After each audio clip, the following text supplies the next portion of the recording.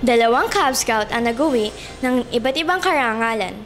Isa dito ay galing sa Grade 2 SPED na si Jericho Daniel Cruz na nag-uwi ng karangalang first place sa Mr. Cub Scout 2010 Mr. Knowledge at Best in Native Attire. Isa pa dito ay si Kurt Lucer na galing naman sa Grade 3 SPED na nagwagi ng second place sa cooking contest. Naganap ito noong Kid Cab Mini Jamboree 2010 sa BSP Camp sa Palayan City. Ang nasabing pagsasanay ay nakatutulong sa mga estudyante ng Cabanatuan East Central School para maihanda sila sa pagharap sa tikal na sitwasyon sa kanilang pang-araw-araw na buhay. Kapanayimin natin sina Noel Villamar, Maribel Santiago, Sir Danilo Bondok. Kasama ko po ngayon ang District 1 BSP Coordinator na nagpunong abala sa natapos na Kid Cab Mini Jamboree 2010. Sino-sino po ba ang nagsidalo?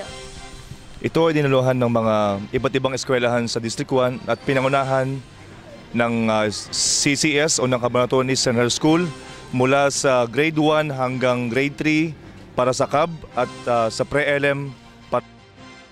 Ano po ba ang mga layunin na nasabing na kaganap?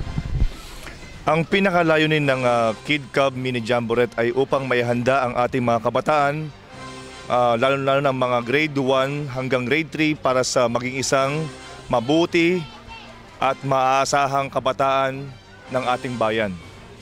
Thank you po. Ano po ba ang mga gawain sinalihan ng ating mga mag-aaral?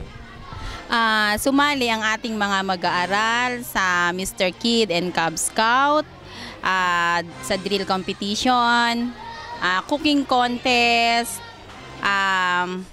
may mga palaro pa silang sinalihan. Mayroon tayong nakuha sa Mr. Kid na nakuha ang Mr. Knowledge, nakuha ang first runner-up. Sa Mr. Cub Scout, nakuha natin ang title. Dun sa drill competition naman, nakuha natin ang champion. 3 consecutive years na tayong nananalo sa drill competition. Dun pa sa Cook Fest naman, nakuha natin ang second runner-up. Ano po ba ang mga ginawa niyong paghahanda para din sa Kid Cab Mini Jamboree 2010?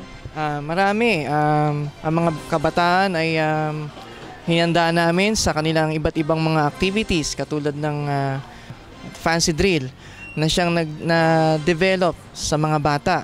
Yung pagiging madisiplina nila sa pagmamarch, sa kanilang mga ginawang mga fancy drill ay nakita namin na nakakatuwang tingnan yung mga kabataan na mga Kid Cab na naging masaya sila doon sa kanilang mga ginawang activity katulad ng drill and fancy drill competition. Sa katunayan nga, may mga magulang nga natutuwa dahil nga nakasama ang kanilang mga anak sa gawain ng Kid and Cab Mini Jamboree. Thank you, sir. Mula po sa Cabanatuan East Central School, sa pamamatnubay ni DepEd Media Bureau Member Rose Ann Coleco, ako po si TRB Garma nag-uulat para sa DepEd Hour ng DWJJ Radyo Vision.